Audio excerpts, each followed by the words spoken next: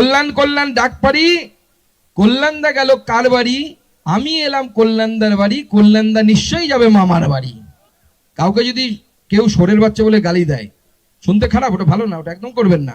বরাহ নন্দন বলবেন, তাহলে ঠিক আছে, তাহলে অতটা খারাপ লাগবে না শুনতে। তাই আজকে কল্যাণদার বাড়িতে এলাম, কল্যাণদা নেই। কল্যাণ ব্যানার্জি সে আমাকে বলেছিল, আরে সুকান্ত টুকান্ত কি ফু দিলে নাকি উড়ে যাবে। তা আমি তার শ্রীরামপুরে গিয়ে বাইক মিছিল করে এলাম, দাদাকে দেখতে পেলাম না। ভাবলাম এখানে পালিয়ে এসছে হয়তো, তাই ভাবলাম তবে তাকে খুঁজে যাচ্ছি যে তালডাংরায় যখন বাড়ি ছিল একবার তো দেখতে যেতে হবে তালডাংরায় আছে কিনা। তালডাংরায় এসে এখানেও দেখতে পাচ্ছি না। তাই সবাই বলছে কল্যাণ কল্যাণ ডাক পারি, কল্যাণদা গেল কার বাড়ি। কল্যাণ কল্যাণ ডাক পারি, কল্যাণদা গেল কার বাড়ি, আমি এলাম কল্যাণদার বাড়ি, কল্যাণদা নিশ্চয়ই যাবে মামার বাড়ি। কল্যাণদা মামার বাড়ি যাবে, অপেক্ষা করুন। কেউ কেউ এখান থেকে চিৎকার করে বলছে রেজিস্টার্ড মাতাল।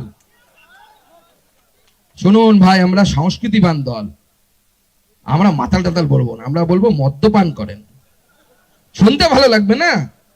কাউকে যদি কেউ সোরের বাচ্চা বলে গালি দেয়, শুনতে খারাপ, ওটা ভালো না, ওটা একদম করবেন না। বরাহ নন্দন বলবেন, তাহলে ঠিক আছে, তাহলে অতটা খারাপ লাগবে না শুনতে। তাই আজকে কল্যাণদার বাড়িতে এলাম, কল্যাণদা নেই। কল্যাণদার আবার খুব কনফিউশন, আপনাদের তালডাংরার লোক, তাই তার গল্প বলছি। সে দিদির দিকে যাবে না ভাইপোর দিকে যাবে বুঝতে পারছে না।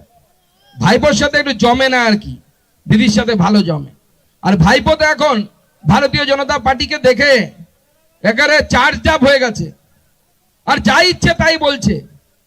আজকে ওনার হেলিকপ্টার ছিল, সেই হেলিকপ্টার উঠতে দেরি হয়েছে, বলছে ডিজিসিএ নাকি পারমিশন দেয়নি।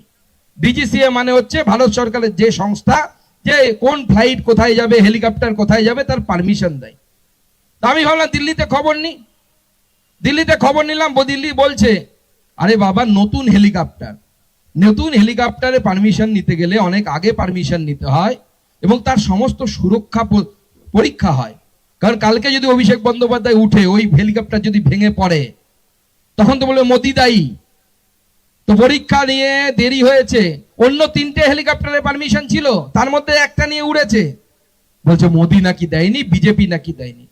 আরে তৃণমূলের অভিষেক ব্যানার্জির যা অবস্থা, এরপরে তো বলবে সকালবেলা উঠে পেট পরিষ্কার হয়নি, মোদির জন্য হয়নি, বিজেপির জন্য হয়নি। এই রকম অবস্থা হয়ে গেছে তৃণমূল কংগ্রেসে। আর এখন ভাজপা আবার নাটক করছে। কেমন নাটক? বিভিন্ন জায়গায় যাচ্ছে, এরকম মঞ্চ বানাচ্ছে, মঞ্চ। আর মঞ্চের সামনে দিয়ে লম্বা করে একটা র্যাম বোঝেন তো, যেখানে ফ্যাশন শো হয় না, টিভিতে দেখেছেন মনে হয় কেউ ফ্যাশন শো। আমিও টিভিতে দেখেছি, অরিজিনাল তো দেখার সুযোগ হয়নি। দিল্লিতে একবার দেখেছিলাম মন্ত্রী হওয়ার পর।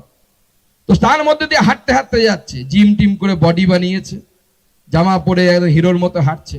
আর নতুন নাটক করছে, সবাইকে বলছে চিরকুট দাও, একটা করে চিরকুট তুলছে। বলছে, কেউ বলছে আমার হাওয়াই চটি হারিয়ে গেছে, তাকে হাওয়াই চটি কিনে দিচ্ছে। কেউ বলছে আমার বাড়ি হয়নি, তাকে আবাস যোজনার বাড়ি দিচ্ছে। তাকে সব সমস্যার সমাধান করে দিচ্ছে।